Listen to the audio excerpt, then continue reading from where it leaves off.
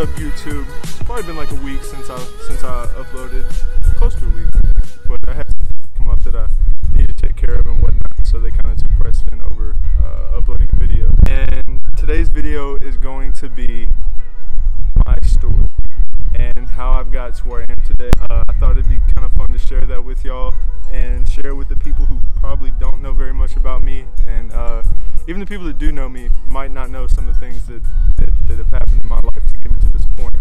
I'm not going to cover like everything in my life. I'm going to keep it somewhat, but without further ado, let's get into it. I guess the best place and the most obvious place to start would probably be my childhood, clearly. Growing up, I was always into sports. You know, I always was doing something sports related. I had an older brother, and the way it worked in our neighborhood is whatever season it was, that's what we were playing. And I was always like the little kid trying to keep up with all the big kids until I got big and ended up one of the bigger kids, but that's besides the point. And that was the fun part about growing up, is there wasn't like one specific sport I was just good at. But there was one sport I specifically put all my time and effort to, and that was baseball. For any local people or people that know me, they probably know that baseball was the thing I was probably most known for growing up. Like, when people said my name, that was probably what most people would think of. It'd be baseball, you know. And I played baseball from literally the time I could walk and swing a bat until I was a freshman in high school on the varsity team. That was really the only sport I took seriously. You know, I enjoyed other sports and I played them, like basketball, like football, but I didn't take them seriously like I did baseball. I played travel baseball.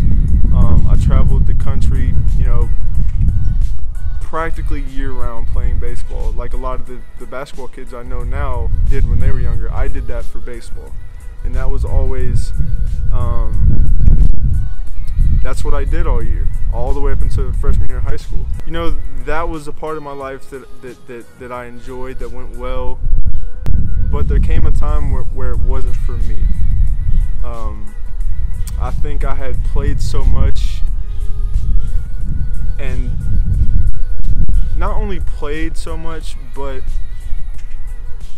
I played on, you know, one of the top travel teams in the country. It was called the Houston Banditos, and we would go to national tournaments, and we'd do really well. We'd win national tournaments and things like that, and it was just playing at a really high level at a really young age. So, I mean, I did that from, not put on that specific team, but I played it at a pretty high level from, I mean, 8 to however old you are as a freshman, what, like 14, 15? And it just took a toll on me. I believe it was my 7th grade year. I actually had to have surgery on my shoulder from just overuse of my arm, over pitching, over throwing, and I had to get my labrum repaired. And it wasn't like a full tear or anything like that, a crazy surgery, but they had to go in and clean it up, and I had to rehab and things like that, and it just never got back to normal. Before I had surgery, I was, you know, 12 or 13, throwing like 87, 88 miles an hour, and by the time I was done with the surgery and the rehab, you know, I could still throw that hard, but it'd be for, you know, 25, 30 pitches, and then after that, you know, 1 or 2 innings, I'd go back into the dugout, and I couldn't move my arm. Like, it was excruciating pain, like sitting there, and I couldn't go back out to throw. It hurt to, you know, even bat the rest of that game. So there just came a time where it just wasn't for me anymore. You know, pitching was what I really enjoyed as a baseball player, and I couldn't do it anymore. And, you know, that stung, but ultimately I was trying to play a sport at that point that I loved, but I wasn't doing the thing that I loved, which was pitching. So I went into my freshman year, and I made varsity. You know, I played a couple tournaments, couple games up there, and I could tell right off the bat it just wasn't for me, and I gave it up. And part of that was probably because the year prior, I had a friend move into town my 8th grade year, and he was serious about basketball, and he was good. He moved to my middle school and pretty much pushed me to become the basketball player that I am, because I'm not sure if I ever would have took that jump and been a little bit more serious about basketball as a freshman if it wasn't for that 8th grade year. You know, I went into freshman year and I made varsity. After I think it was after like 5 or 6 games, coach moved me up to varsity at Nederland, and it really just took off from there. You know, I played that freshman year on varsity. I was a big, heavy kid who just kind of threw people around inside at that point, and after that year, I realized, you know, maybe I do have, you know, some potential in basketball, and so I gave up baseball, and I went through with, you know, trying to pursue basketball. That freshman summer, I lost like 30 pounds. I was like 240 as a freshman, and I dropped all the way down to like close to 200 pounds as a sophomore. I started taking basketball a lot more serious. I took a big jump to that sophomore year. I think I averaged like 15 or 16 a game that sophomore year, and then it just kind of kept growing from there. I think junior year I averaged like 18 or 19, then senior year I was up close to 30 a game. And that senior year, you know, I kind of started to pick up some traction. I didn't really play much AAU. I played like 1 year of AAU. The people who knew about me, you know, the schools that actually ended up offering me weren't from AAU. It was people that already knew me and had followed me before my 1 year of real AAU. So that, you know, I think I had like 2 or 3 set in stone Division I offers, and I ended up choosing to go to the University of New Orleans. I committed there before my senior year even started, signed and everything, so I was able to play that senior year without having to worry about that or anything, and I think that's part of what made me have such a great senior year. And I ended up being the 4A Player of the Year and the district MVP and all that, and we ended up going 4 rounds deep, and we lost in regionals, and ended up being a lot better high school player than I had originally set out to be. You know, growing up, you know, being the baseball kid, and then dropping that pretty much as a freshman, and going from where I was as a freshman to where I was as a senior. You know, it was crazy. You know, it really was crazy, and that kind of motivated me to keep going to the next level when it came to college.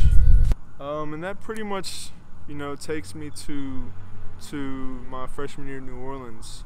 And you know, it was a year of ups and downs. You know, it really was. There was high points and low points for sure. You know, I started a pretty good amount of games. You know, I made a big difference in several games.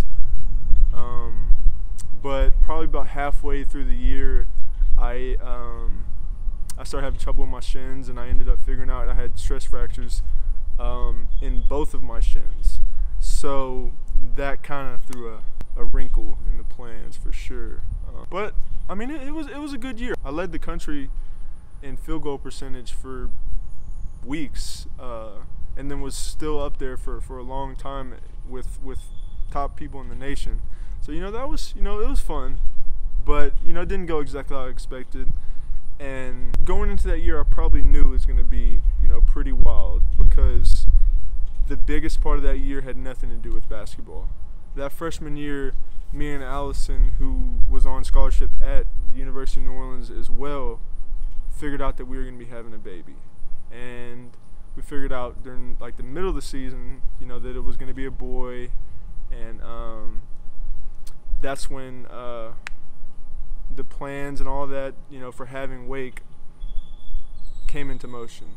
And we didn't know what we were going to do, or if we were going to move back home, or if we were going to stay out there. You know, this was all kind of things we were having to try to figure out, you know, mid-season and things like that. So it was crazy, but ultimately we did end up deciding to come home.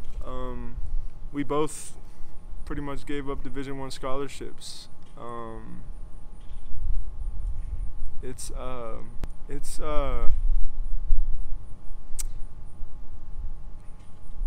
pretty crazy because we did both give up scholarships, to come back home and to try to raise a family, but